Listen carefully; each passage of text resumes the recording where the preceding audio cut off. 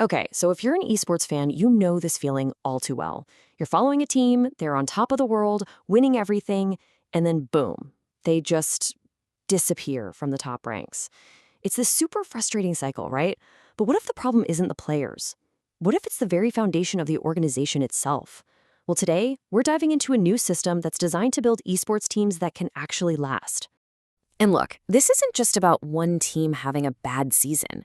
When a championship level team completely implodes, it's a huge deal. It leaves fans like us heartbroken, and you can bet it makes sponsors pretty nervous. It's this whole pattern of instability that's kind of holding the entire industry back. The real reason for these collapses, it turns out, has almost nothing to do with what happens in the game and everything to do with what's happening off screen. And that brings us to what we could call the esports paradox. There's this massive gap between what we see, the public success, and the private stability of these teams. What you're seeing on the broadcast is often a totally different world from the fragile reality of how these organizations are actually being run behind the scenes. Yeah, on the surface, everything looks amazing, doesn't it? You see the trophies piling up, you see the huge viewership numbers, you see the superstar talent. But behind that curtain, a lot of these orgs are basically running on fumes. When we say fragile operations, think about a team with no real HR department to manage contracts, or no long-term financial plan. And structural gaps, that could be anything from not having a proper legal team to lacking a strategy for player wellness. It's like a gorgeous, flashy building sitting on a really shaky foundation. So this all leads to a pretty critical question. If winning trophies and having star players isn't enough to guarantee your team will even exist in a few years, then what is? To answer that, we've got to dig a little deeper, right to the root of all this fragility. And this quote from a group called One Vision Optimized really just hits the nail on the head. Institutional structure. I know, it sounds like some boring business jargon, but it's not. It's actually the most important part. It just means having professional departments for things like finance, marketing, and player development. You know, the boring but absolutely essential backbone that lets a regular company survive for decades, not just for a single season. The source of all this instability is what they call fragmented operations. Just picture a business where the people handling the money never ever talk to the marketing team. And maybe the HR department is just one guy and it's his side hustle.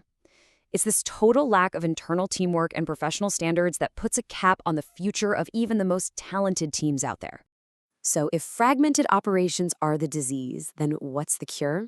Well, this is where One Vision Optimized, or OVO for short, comes into the picture. They're a new organization, and they're aiming to set a totally new standard for the entire esports industry. The easiest way to think about OVO is like a Moody's or an S&P, but for esports teams. But instead of rating a company's financial bonds, they're rating an organization's operational health. They're not looking at kill/death ratios or win-loss records. Nope. They're looking at business plans, employee contracts, and financial transparency to figure out if a team is actually built to last for the long haul. And the way OVO does this is super methodical. First, they do a really deep dive and audit of an organization's structure. Then, based on what they find, they assign it an operating tier. You can think of this like a business maturity model. Are you a scrappy little startup just getting by? Are you a growing mid-sized company? Or are you a fully established enterprise? These tiers give teams a clear roadmap on how to get better. Now, this isn't just another power ranking you see on Twitter. What OVO is proposing is a fundamental, ground-up shift in how we measure what success and maturity even mean in the world of esports.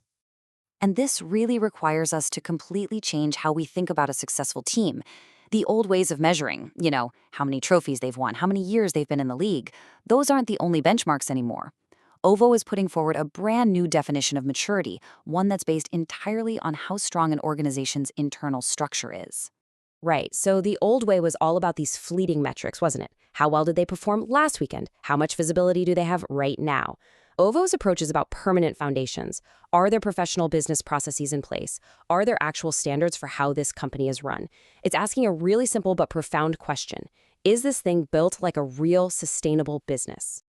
So, why does any of this really matter to you and me? Well, because one single team being stable isn't the end game here.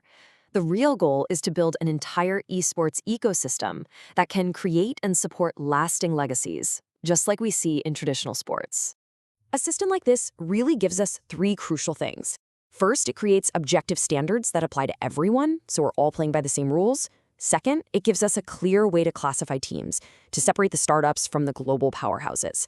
And third, and maybe most importantly, it gives every single organization a clear path to achieve what we call sustainable legitimacy. And that's really the whole point, sustainable legitimacy.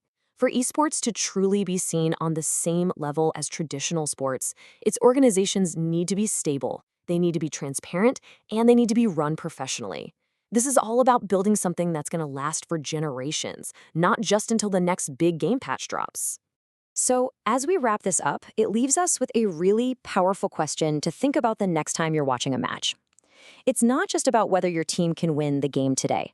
It's about whether the organization itself is built to keep winning for the next decade. So ask yourself, is your favorite team really built to last?